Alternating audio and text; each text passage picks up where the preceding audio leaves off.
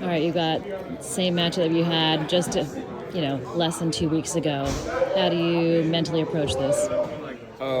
Just approach it like any other game. Just still with the goal is the goal. Obviously to come out and win the game. But I think just we want to still be that dominant team that we were last week, and we want to be better than last week. And it's really just gonna be the little details. This is a team that knows us, know what we does, and they familiar with us, and we just got to come ready to play because they're going to bring the intensity. I saw you and Mooney both out there trying to catch balls today. How much? What's your goal for interceptions coming up for the rest of the season?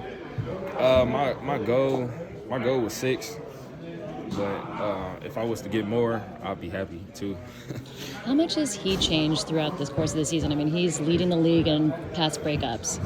Oh yeah. He's always been locked down. It's just like he just finally starting to get the recognition, I would say, because I didn't seen him, go at it with some of the best receivers in the league, and they don't even have him ranked as like a top 10 corner. So I've been seeing him work, watching him work this whole off season, OTAs, training camp, and it's not even close. Before the season started, a lot of people outside the building were saying that the secondary might have been the weakest part of the defense, and now you guys are holding your own. How good does that feel? It feels great because we got a lot of underrated players in our secondary, and I feel like we all should be getting recognition because it's not as easy as people think. Just because we have a great rush, they think it's easy to cover receivers. No, you still got to line up and you still got to face some of the top receivers, and the rush ain't gonna get there every time. So the other times that the rush is not getting there, we still got to cover. I'm just happy we starting to get the recognition that we deserve. And what can you say about Ambry's improvement? He's playing outside, so you can play inside. Yeah, he's a big help for this team. He got us better in so many ways. With just being able to be a dog on the outside. And just being able to move me in the inside, and him to come in and just play lights out. It's just been great. All right, you guys came in together.